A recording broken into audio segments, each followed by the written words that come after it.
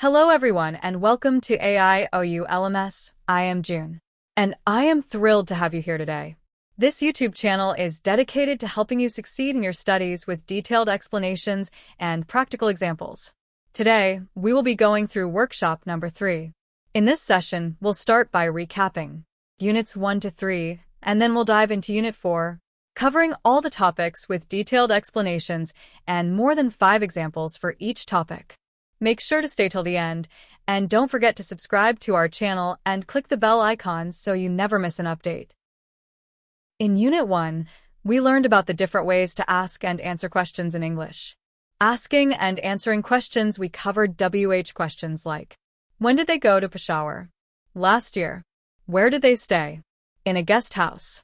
We also covered the structure of simple present and present continuous tenses.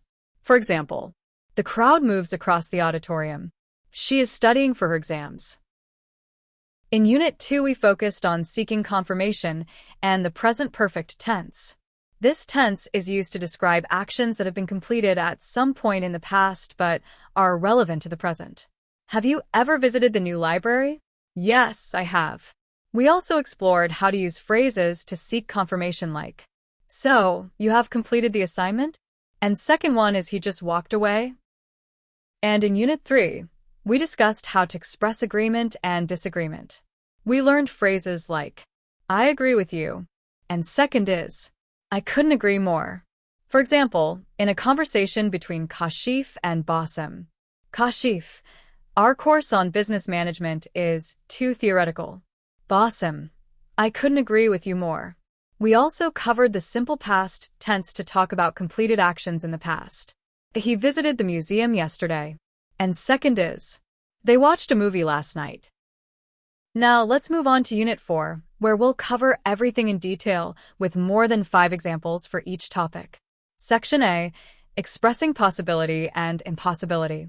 In this section, we focus using modal verbs like can, could, might, may, and cannot to indicate whether something is possible, impossible, or uncertain.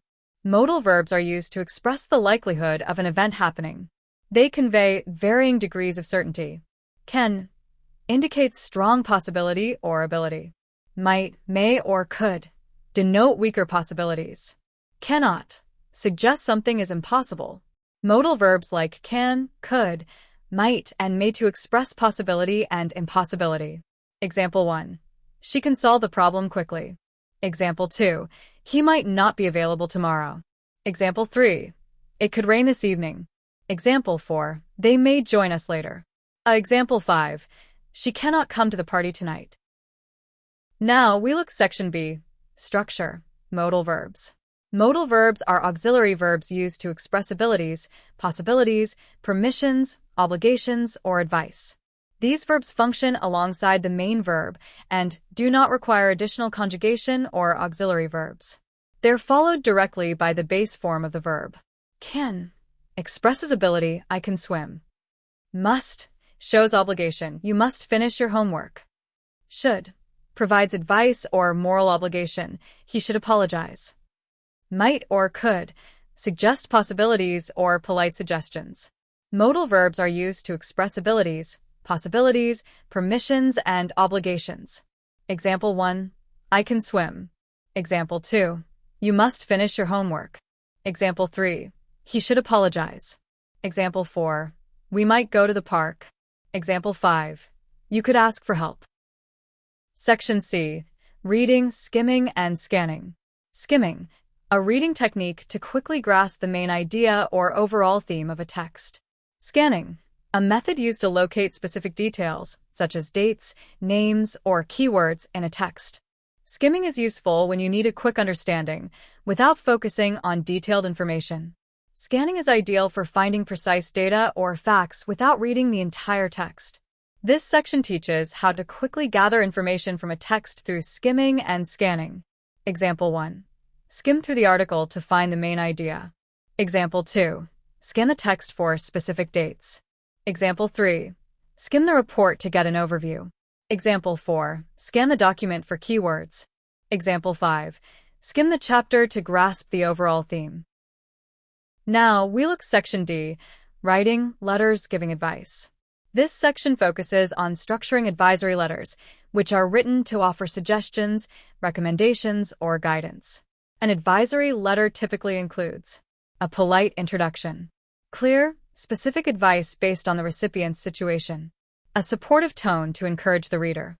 Clarity and a concise structure ensure the advice is easily understood. In this section, we focus on writing advisory letters. We discuss structure, tone, and clarity. Example 1. Dear Kaleem, I advise you to focus more on your studies. Example 2. Dear Sarah, you should consider taking a break. Example 3. Dear Ali, it's important to balance work and leisure. Example 4. Dear Miriam, I suggest joining a study group. Example 5.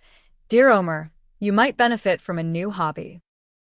Now, we're going to look last section is E, listening, giving advice. This section emphasizes active listening skills to understand and evaluate advice provided by a speaker. Active listening involves focusing entirely on the speaker's words, tone, and intent to fully comprehend the message.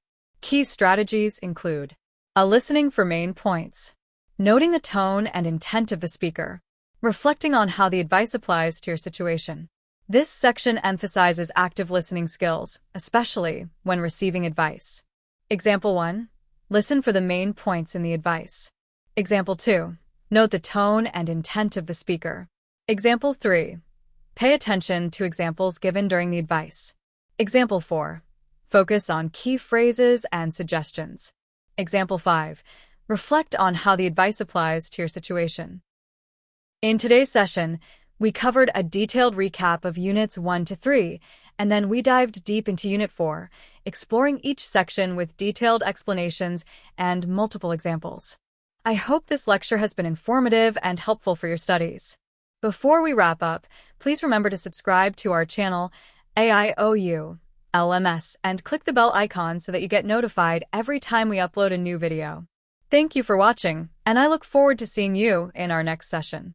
Take care, and Allah Hafiz.